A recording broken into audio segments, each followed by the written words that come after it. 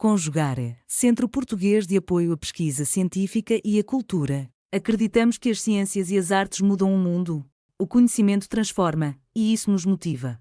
17ª Jornada Virtual Internacional em Pesquisa Científica, com o tema Educação, Cidadania e Práticas Educativas, realização dias 18, 19 e 20 de agosto de 2026. A escola comum como uma análise. Afinal, a educação serve só para encaixar as pessoas nas regras de uma sociedade?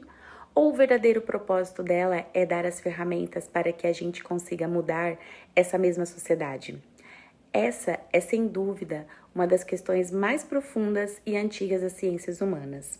E é exatamente essa provocação que guia a nossa análise de hoje, sobre um estudo de caso fascinante mostrando como teorias clássicas e modernas batem de frente e, surpreendentemente, se completam no mundo real.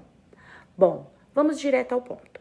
O nosso roteiro passa rápido por 5 etapas: o propósito da educação, a visão de Durkheim, a pedagogia social, a escola comum na prática e fechamos amarrando tudo com o hibridismo pedagógico.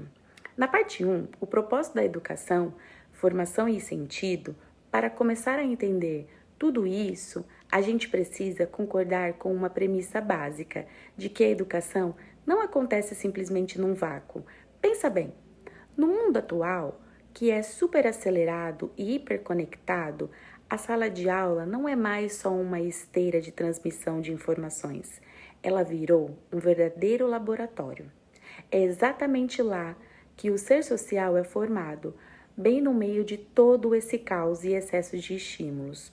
O grande debate aqui é investigar como preparar de verdade os estudantes para lidarem com essa realidade tão complexa, e é justamente aí que entram os nossos teóricos. O que nos leva à parte 2, a visão de Durkheim, o indivíduo em sociedade. Vamos dar uma olhada na tese clássica desse grande sociólogo, que via a educação basicamente como ação direta das gerações adultas sobre as gerações mais jovens. Olha só que interessante o que ele diz nessa citação. O Durkheim usava muito esse termo de tábula rasa. Ele argumentava com firmeza que o educador não lida como uma folha em branco onde pode escrever o que bem entender. Na verdade, a sociedade já define o indivíduo através de regras e valores que vêm de fora, os famosos fatos sociais, que já estavam lá e operando antes mesmo do aluno nascer. Ou seja, a função da educação seria moldar esse estudante às necessidades do seu tempo, garantindo que a sociedade continue forte e coesa. Para detalhar um pouquinho mais, o Durkheim acreditava que a educação tinha o papel de fomentar aqueles estados físicos, intelectuais e morais que a sociedade política exige. A ideia central, aqui, é meio que substituir a natureza individual mais institutiva do aluno por uma natureza puramente coletiva. E é, no fim das contas, um sistema que coloca o coletivo bem acima das especificidades de cada um. Na prática, o estudante se torna um receptor de regras que já existem, tudo para manter a ordem, a integração e a estabilidade do Estado. Mas e se a gente virar essa lente? Na parte 3, a pedagogia social tem um foco na vulnerabilidade, e é aqui que entra a nossa antitese, puxada por nomes importantíssimos como Paulo Freire e João Clemente de Souza Neto. Sabe essa citação clássica do Paulo Freire? A leitura do mundo precede a leitura da palavra? Ela é literalmente a espinha dorsal dessa filosofia. O Freire defende, com unhas e dentes, que a gente precisa valorizar o conhecimento prévio que os grupos populares já têm. E é o tal do saber de experiência feito, a vivência nua e crua das ruas, dos bairros e das comunidades.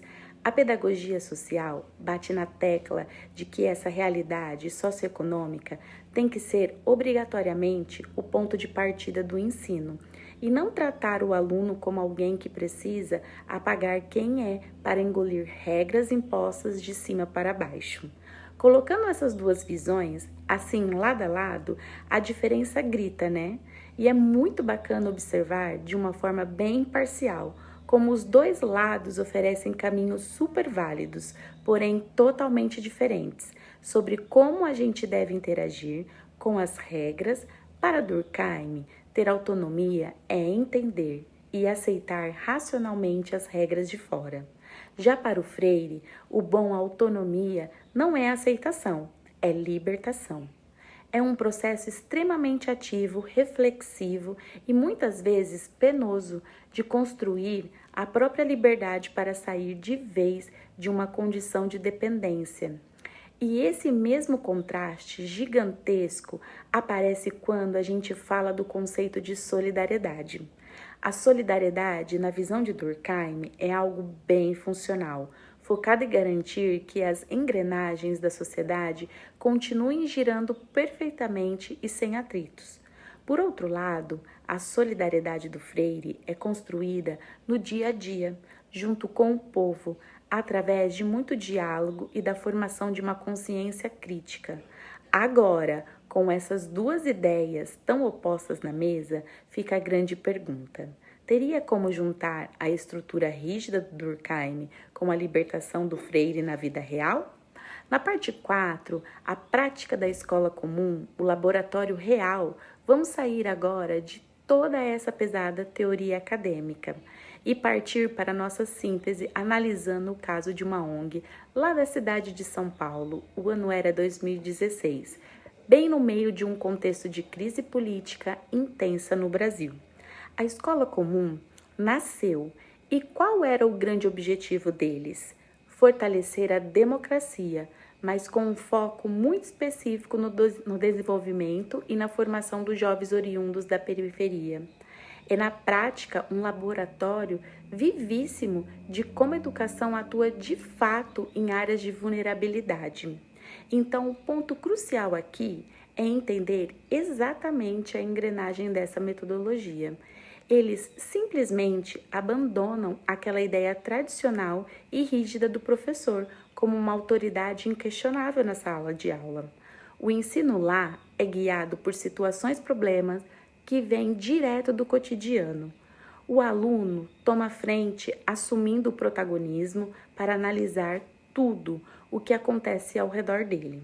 Enquanto o professor vira uma espécie de mediador, ele mobiliza diferentes áreas do conhecimento para ajudar o estudante a achar soluções concretas e aguçar o próprio senso crítico. Quando a gente contrasta os modelos clássicos com o modelo da escola comum, a grande virada de chave acontece nos relacionamentos.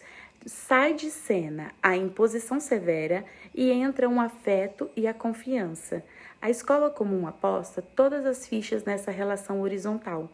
Priorizando o vínculo afetivo, o educador ganha uma abertura para adaptar os temas de estudo direto para o contexto real e vivido pelos estudantes.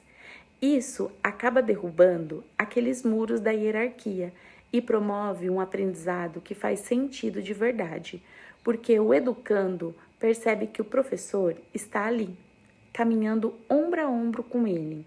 E chegamos à conclusão mais fascinante desse nosso estudo de caso: a constatação de que a escola comum consegue misturar com maestria essas duas filosofias que a gente acabou de analisar em um modelo altamente prático e funcional. É o chamado hibridismo pedagógico. Os pesquisadores notaram que a ONG possui uma natureza quase ambivalente. Por um lado, ela tem uma organização curricular forte, sistematiza as práticas e tem aquela clareza institucional que é totalmente a cara do Durkheim. Mas, ao mesmo tempo, ela empurra sem medo o protagonismo, a leitura crítica de mundo e a transformação social que representam a essência mais pura do Paulo Freire. Isso prova que ter uma organização superestruturada e ainda assim buscar liberdade do aluno são coisas que podem sem dúvida nenhuma andar juntas. Para a gente visualizar isso melhor, imagine um equilíbrio bem ajustado. A instituição não joga fora a importância da integração social e das regras do Durkheim, a qual ele propôs. Eles sabem que a organização do currículo importa e muito. A grande sacada é que eles usam os pontos fortes dessa integração para dar suporte ao trabalho, mas sem sufocar em nenhum momento o potencial emancipatório defendido pela pedagogia social. E é basicamente saber usar todo o rigor institucional como um trampolim para promover o pensamento autônomo. E o resultado final desse hibridismo incrível é que o autor Souza Neto cunhou de socialização democrática, trocando em miúdos, isso significa formar uma pessoa capaz de se integrar na sociedade contemporânea, mas não para ser engolida ou silenciada por ela. É uma integração crítica que articula perfeitamente a coesão social de um grupo com a autonomia daquele indivíduo, capacitando o jovem a se apropriar de espaços, direitos e oportunidades que historicamente sempre foram retirados dele. E para fechar nossa análise, a gente deixa essa provocação no ar.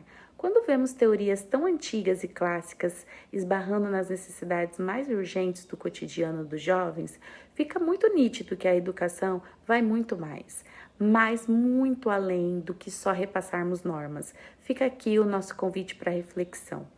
A verdadeira integração social só acontece quando se ensina o estudante a pensar por conta própria, em vez de apenas obedecer a cartilhas. Como essas metodologias que escolhemos estão ditando o futuro da nossa sociedade no mundo agora?